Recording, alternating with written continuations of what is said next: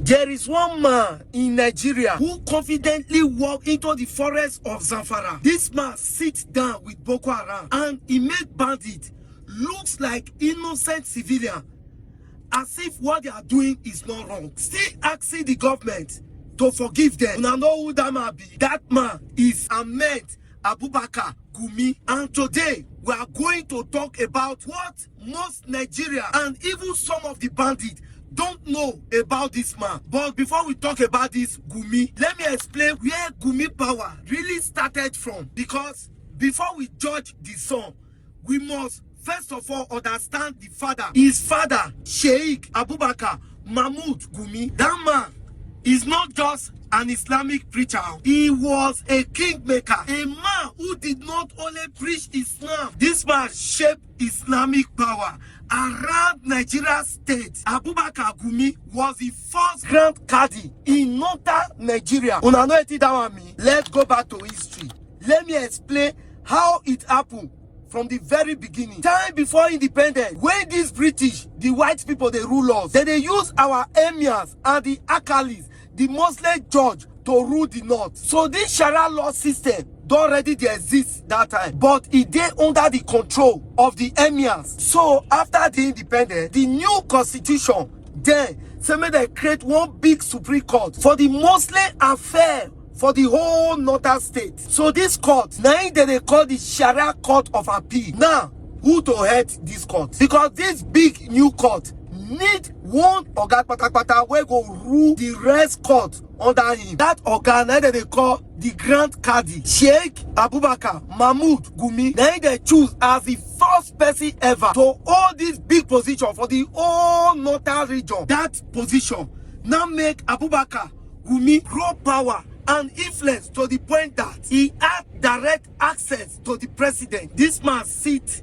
in the seat of power with the government where they won't implement law and order before we Nigeria go know. Meanwhile, Nigeria and the followers, they see this man as a preacher, but the political class saw him as a strategical asset. Now, here's the real turning point. Mona Lisa, Abubakar Gumi became the spiritual backbone of a movement that reshaped Islam in northern Nigeria. The movement that later produced Izala movement. Now, not the Izala movement. That Izala movement now be the fight against innovation. There exists same Muslim follow only the Quran and the correct teaching of the prophet. They say more worship God exactly the way the prophet worship God. But no add, make we not remove. So their fight now is against every other thing will not concern Islam. Now, let this word sink into your head. This not be just all about religion. That movement now ideology plus structure plus state access. This ideology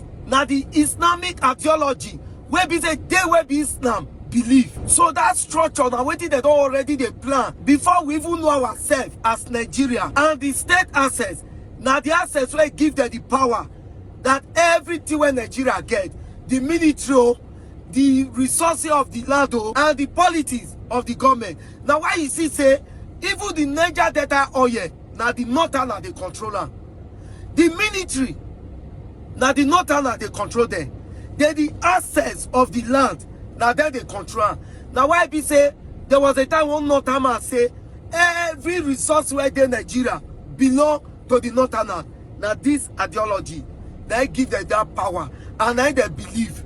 So now why they believe say that them get this Nigeria. And inside this system, a boy was growing up. That boy was Abubakar Ahmed Gumi. This boy not just grow up inside mosques alone. No. He grew up in the corridors of power. He saw how rulers think. He saw how government negotiate. He saw how religion bend politics and how politics bend religion. So when you see Gumi today walking into the forest, negotiating with killers, talking to people, the government say they are untouchable. Understand this. It's not experimenting. No. It's applying a system inherited. A system where religion is not just faith. It is influence. It is access. It is negotiation. It is leverage. Now, Nigeria just begin to feel the full weight of that legacy. So in my next video, waiting even the bandit themselves when they dey loyal to her don't even know about him. will now expose who Gumi really is.